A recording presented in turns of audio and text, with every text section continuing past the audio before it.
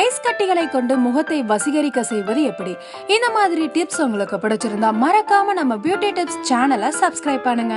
Ice கட்டிகளை நம்ம பொதுவா எப்ப யூஸ் பண்ணுவோம்னா வெயில் காலத்துல தான் ஐஸ் வாட்டர், ஐஸ் கட்டி போட்ட ஜூஸ் இது எல்லாமே எடுத்துக்குவோம். ஆனா இது எல்லாமே தொண்டைக்கு கேடு விளைவிப்பதா தான் இருக்கும்.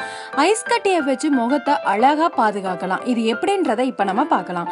ஐஸ் கட்டிகளை கொண்டு முகத்தை மசாஜ் செஞ்சுட்டு வந்தீங்கன்னா முகத்தோட வசீகரம் அதிகரிக்கும். இது எத்தனை பேருக்கு தெரியும்? இது எப்படி செய்யறதுன்றதான் இப்ப நான் உங்களுக்கு ஈஸியா சொல்ல போறேன். முதலாவதா முகப்பருக்களை போக்குறது எப்படின்றத பார்ப்போம்.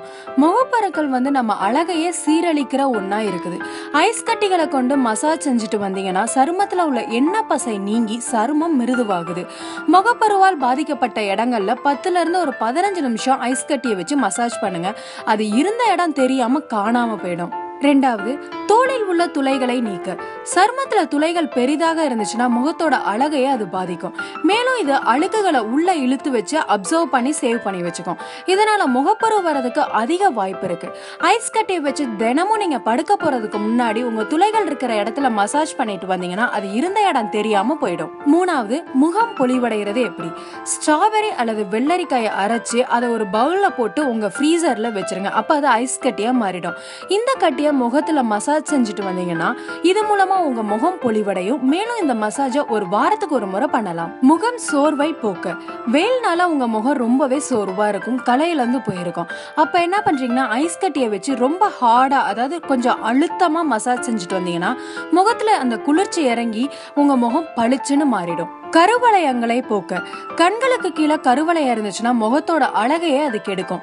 ரோஸ் வாட்டர்ல வெள்ளரிக்காயை அரைச்சு போட்டு அதை ஐஸ் கட்டியா நீங்க ஃப்ரீசர்ல வச்சு மாத்திட்டு அதால நீங்க உங்க கண்ணுக்கு கீழே மசாஜ் பண்ணிட்டு வந்தீங்கன்னா படிப்படியா கருவளையம் போறத நீங்களே உணரலாம். எண்ணெய் பசை நீங்க. முகத்துல எண்ணெய் பசை ரொம்ப இருந்துச்சுன்னா அது அழகாவே இருக்காது. நம்மளும் பாத்தீங்கன்னா ஒரு ஃப்ரெஷ்ஷாவே இருக்கிற மாதிரி ஃபீல் பண்ணவே முடியாது. இதுக்கு நீங்க நைட்டு டெய்லியும் படுக்க போறதுக்கு முன்னாடி ஐஸ் கட்டியால மசாஜ் பண்ணிட்டு வாங்க. நல்ல மாற்றம் உங்களுக்கே தெரியும். முதிர்ந்த சருமத்திற்கு ஐஸ் கட்டிகளால நீங்க தொடர்ந்து மசாஜ் பண்ணிட்டு வந்தீங்கன்னா ரத்த ஓட்டம் சீராக இருக்கும். உங்க முகத்துல அதிகமா சுருக்கம் அவ்வளவு ஈஸியா வந்துடாது.